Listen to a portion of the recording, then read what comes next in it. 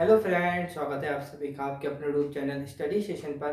तो फ्रेंड्स, आज अपन NCERT class 11th chemistry chapter number first रसायन विज्ञान की कुछ मूलभूत अवधारणाओं के भाग नंबर 17 को शुरू करेंगे। भाग नंबर 16 से हमने एक महत्वपूर्ण टॉपिक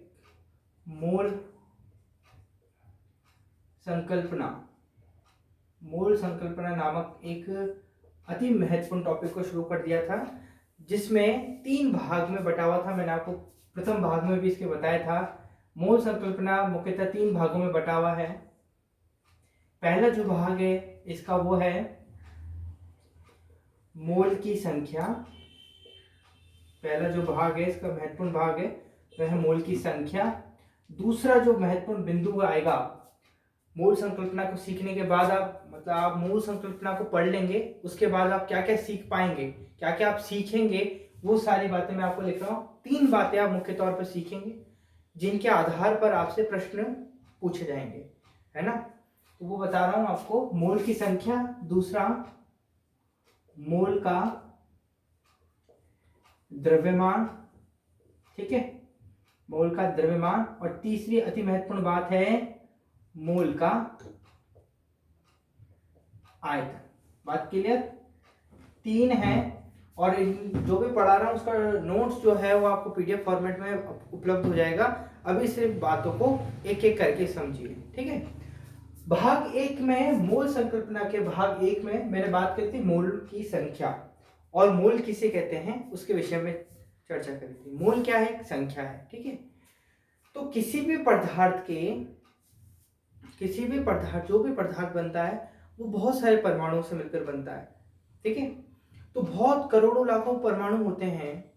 तो हमने उन परमाणुओं की संख्या ज्ञात करने के लिए कि हम उनको एक व्यवस्थित रूप से जान सकें कि एक पदार्थ में कितने परमाणु होते हैं, कितने अणु होते हैं, कितने इलेक्ट्रॉन होते हैं, कितने प्रोटॉन होते हैं, ये जानने के लिए हमने एक निश्चित कर लिया कि एक मोल हमने नामक एक संख्या ली। जैसे 1 दर्जन लिया था, उसी प्रकार से एक मोल लिया हमने और एक मोल में हमने एक संख्या निर्धारित कर दी।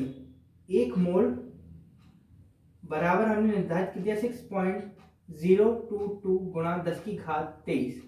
ये संख्या हमने निर्धारित कर दी कि एक मोल में, किसी भी पदार्थ के एक मोल यदि मैं बोलता हूं तो उसके अंदर 6.022 गुणा 10⁻23 कण होंगे। ये हमने बात करी।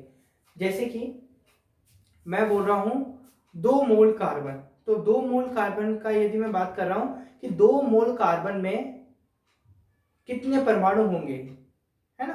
तो ये ऐसे सवाल हमने कर आ चुके हैं। तो 2 मोल कार्बन में कितने परमाणु होंगे ये हमारे को ज्ञात करना है।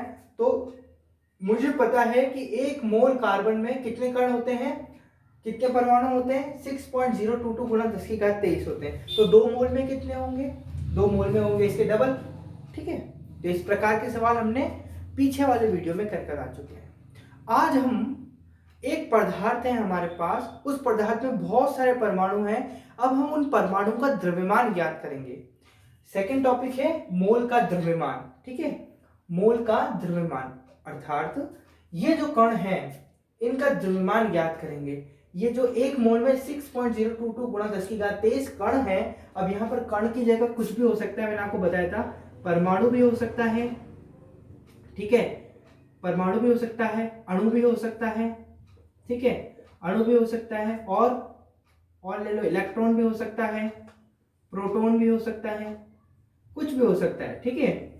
यहाँ पर जो भी अपन एक सूक्ष्म इकाई होती है जिन्हें हम देख नहीं पाते हैं, उसके तौर पर यहाँ पर मोल को एक निर्धारित कर दिया गया है कि एक पदार्थ में बहुत सारे कण होते हैं। मान लीजिए एक पदार्थ है, इसमें बहुत सारे परमाणु होते हैं, बहुत सारे कण होते हैं।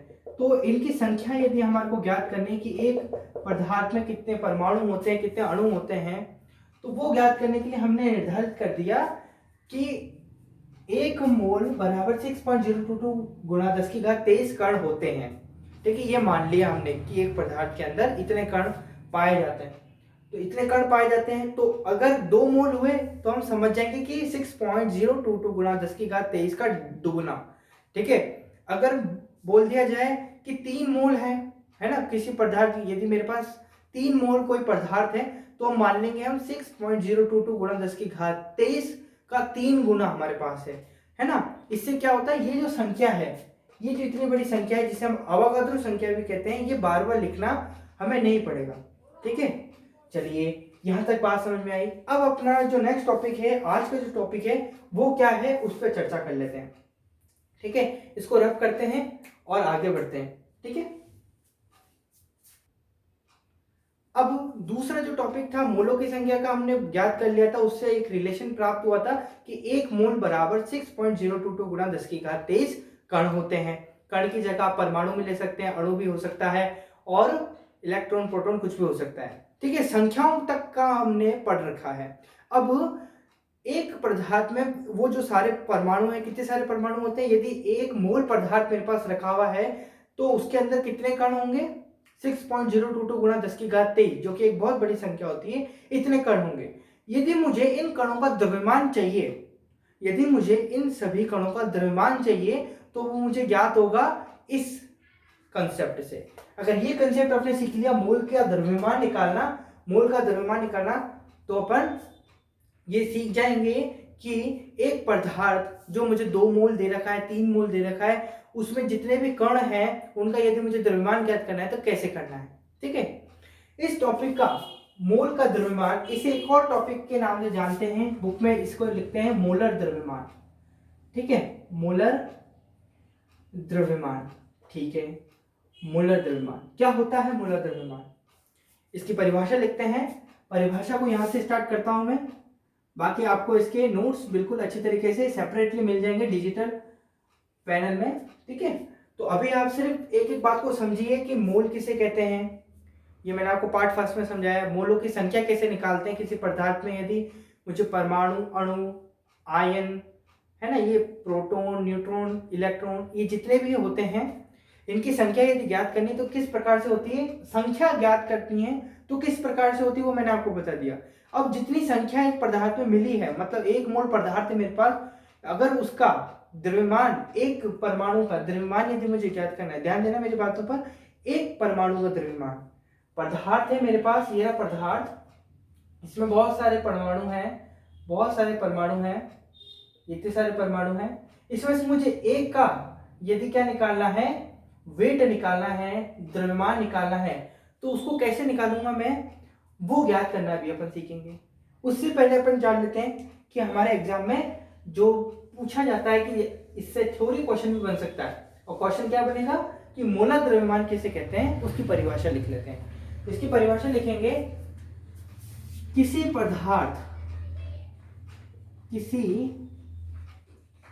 पदार्थ के 1 मोल का ग्राम में व्यक्त द्रव्यमान उस पदार्थ का मोलर द्रव्यमान कहलाता है। बातें क्लियर हो रही है, ध्यान से समझेंगे। क्या लिख रखा है, कोई पदार्थ है मेरे पास, कोई भी पदार्थ है, उसके 1 मोल का ग्राम में व्यक्त द्रव्यमान क्या कहलाता है, मोलर द्रव्यमान कहलाता है। एक और चीज यहां पर बता देता हूं मैं आपको बिंदु, कि मोलर द्रव्यमान जो है अपना, वो संख्यात्मक रूप से, मोलर द्रव्यमान संख्यात्मक रूप से, यानी मोलर द्रव्यमान है तो कुछ ना कुछ तो संख्या होगी, तो संख्यात्मक रूप से ये परमाणु द्रव्यमान, आणविक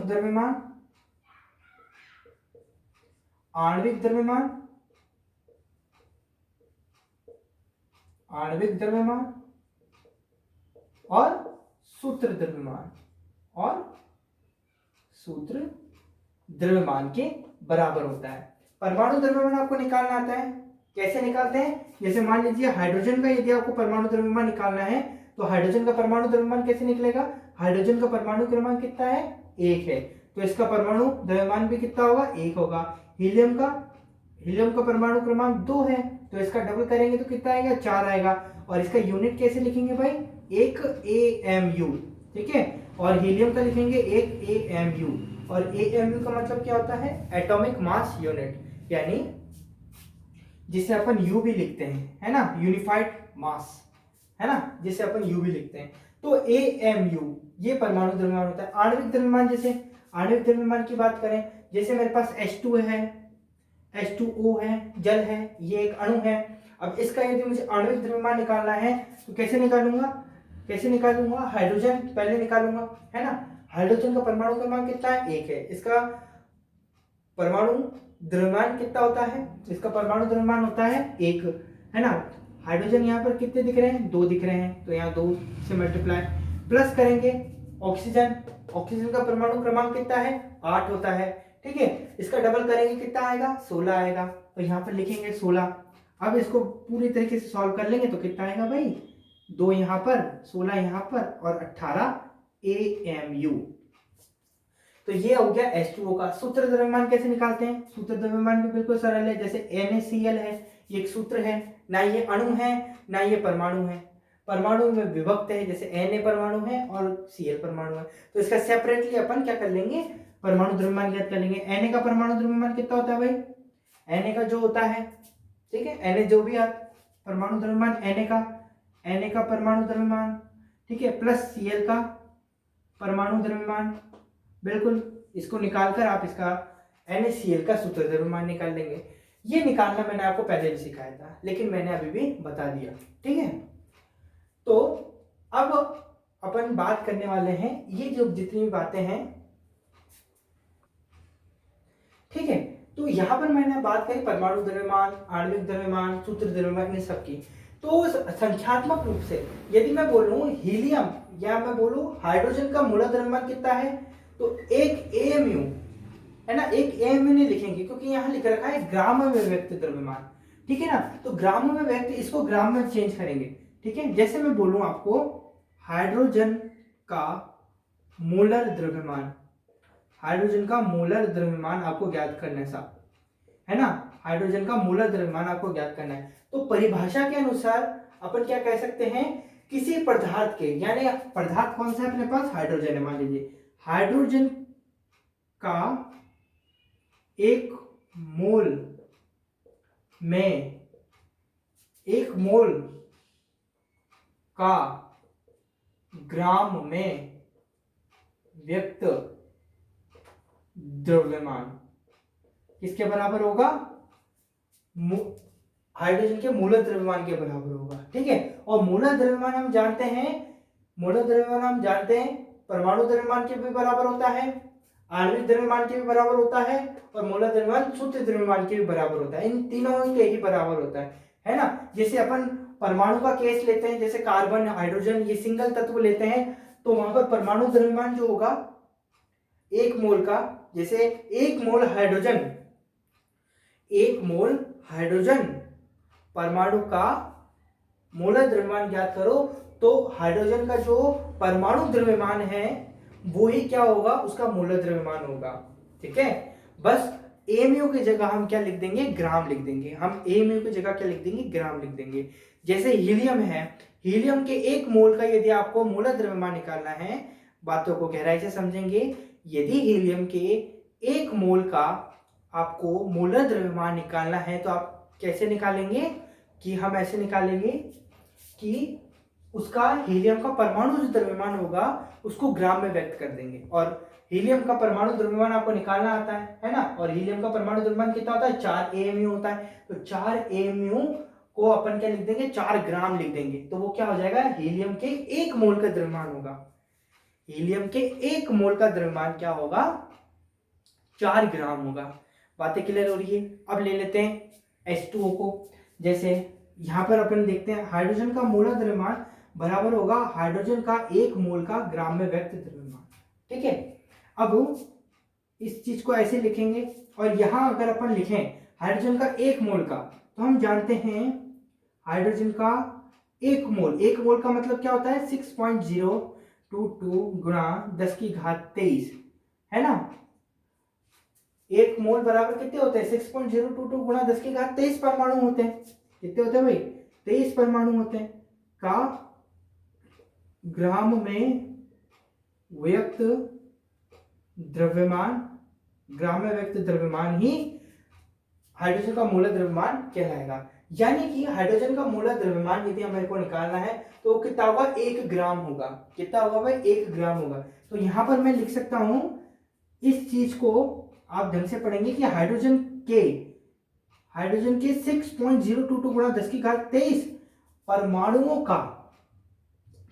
का ग्राम में व्यक्त द्रव्यमान, यानी इतने सारे परमाणुओं का एक मोल जैसे मैं लिखता हूं, एक मोल जब मैं लिखता हूं तो इसका मतलब आपको समझ में आना चाहिए कि मैं एक विशाल काय संख्या की बात करता हूं जिसका मान है 6.022 गुणा 10 की घात 23।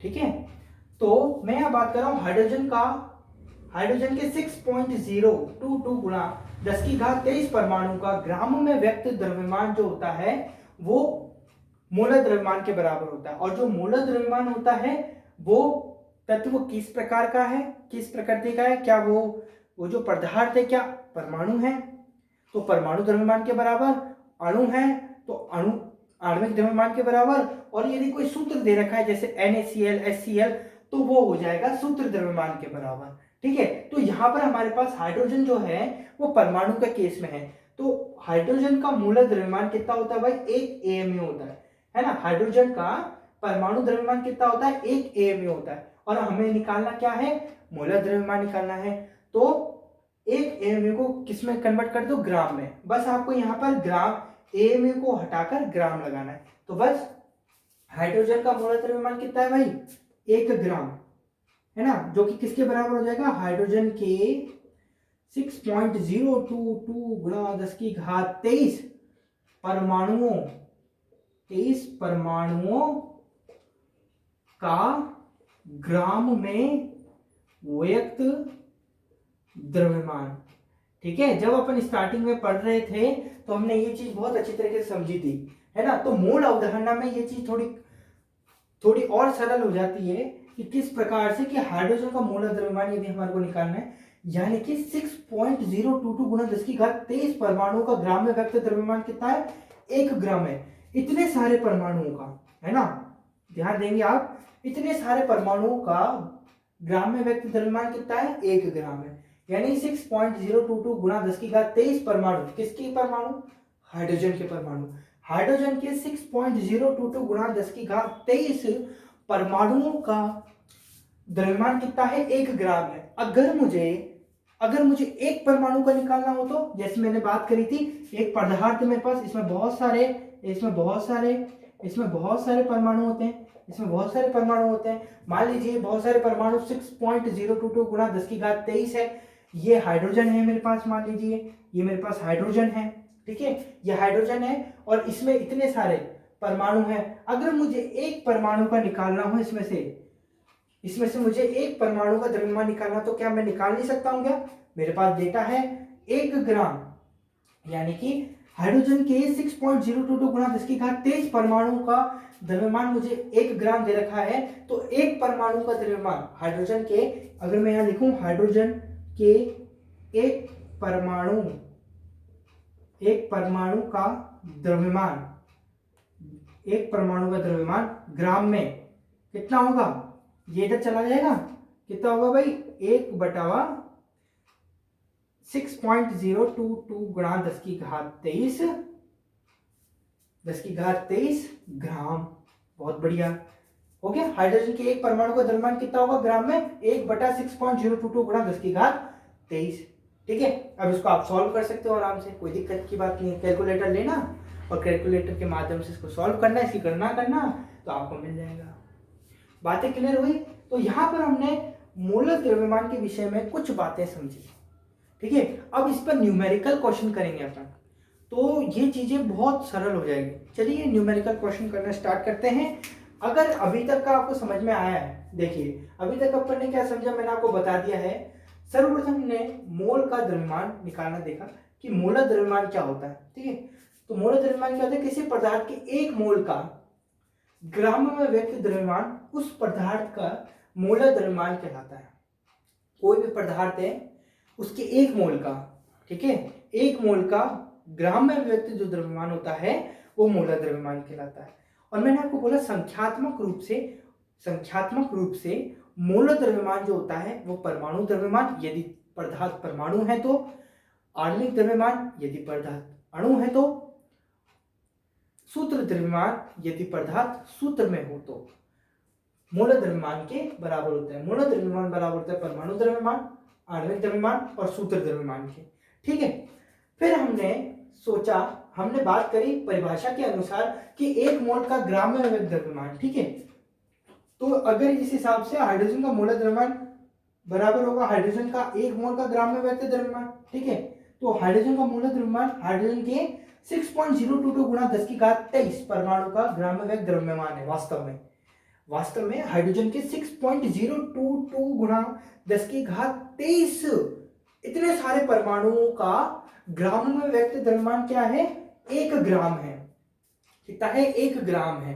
ये मूलर द्रव्यमान है। ये जो 1 ग्राम आया है यहाँ पर, ये मूलर द्रव्यमान वास्तव में, ठीक है। अगर इतने सारे परमाणुओं का 1 ग्राम है तो एक परमाणु का कितना होगा? बहुत कम होगा। ये तो बहुत छोटी संख्या होगी। आप समझ नहीं सकते, मैं आपको समझाना चाहता हूँ कि 6.022 गुणा 10 की घात 23 ये अपने आप में बहुत बहुत बहुत बहुत बहुत बड़ी संख्या है, बहुत बड़ी संख्या है, ठीक है। ये इतनी बड़ी संख्या है कि इसके जितनी, यदि हम इतनी सारी आपने जेम्स देखी होंगी, जेम्स, अगर इतनी जेम्स मंगा ली गई हमने 6 जैसे मैं बोल रहा हूँ 2 जेम्स, तो आप जो जेम्स होती है ना खाने की कैडबरी वाली, वो आप अगर 2, 3, 4 अगर इतनी मंगा लो आप, तो ये पूरी पृथ्वी जैम से बच जाएगी, पूरी की पूरी पृथ्वी जैम से बचेगी और जैम्स बच जाएंगी, है ना। तो ये समझाना चाहता हूँ, बहुत बड़ी संख्या है। तो उसमें से इतनी सारी जेम्सों में से उन सारी जेम्सों का उदाहरण मान लीजिए कि वो सारी जेम्सों का जो मूलर द्रव्यमान है, ग्राम में द्रव्यमान है, वो कितना है? 1 ग्राम है। यदि उसमें से एक जेम्स का मुझे परमाणु द्रव्यमान निकालना, यदि उस जेम्स में एक जेम में से का द्रव्यमान मुझे ज्ञात करना हो, तो उन सब का जो द्रव्यमान है उसको 1 से डिवाइड कर देंगे, जो मैंने यहाँ पर करा। बहुत सरल है। सवाल करेंगे तब और अच्छा हो जाएगा। चलिए अब सवाल करते हैं।